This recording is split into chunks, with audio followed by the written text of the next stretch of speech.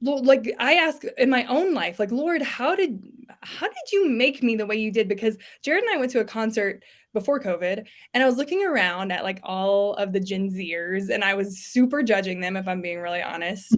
And I was just like, like I wanted that lifestyle at some point. Like I wanted to be like a hippie and like wanted to like do psychedelics, and I didn't. And I don't know why I didn't, and I don't know how I didn't, but I do know that whenever I would go to confirmation class, my dad would go to the adoration chapel and pray for me.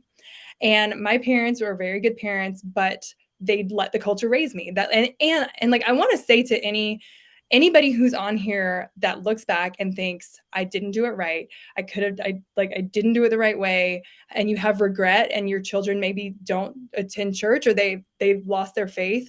I just want to speak comfort to you, because times have changed so much, and I know that my parents thought that they were doing right by us. And they did do right by us. And you did right by your children by doing the very best that you could and placing them in God's hands now. Like he just can protect them so much more than you can. You know, he can lead them in ways. He can use their mistakes and their good choices to bring them back. And I mean, you guys know my story. It's in a book if you don't know it, called Rekindled.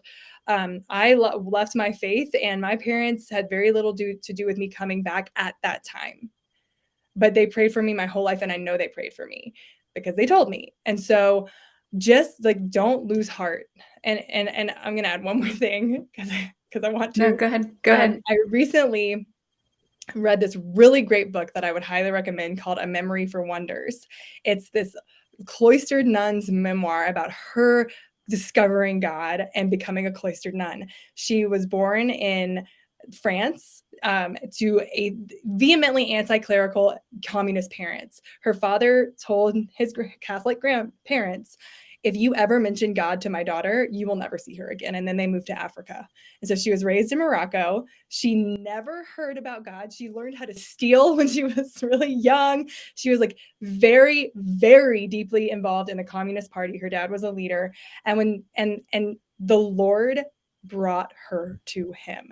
Like by miracles, but like she saw a sunset when she was 3 and she knew it was God, but she didn't know who he was. And she started a prayer life. But anyway, long story short, she enters the cloister, and she said, I just knew that the Lord was promising me that he would bring my parents back. And she told her dad she was entering the cloister, and he said, if you do this, I will go after the church even harder and I will disown you. But she did it anyway, and both of her parents had like on record deathbed conversions. Wow. So never lose hope that your faithfulness will not have an effect on your loved ones.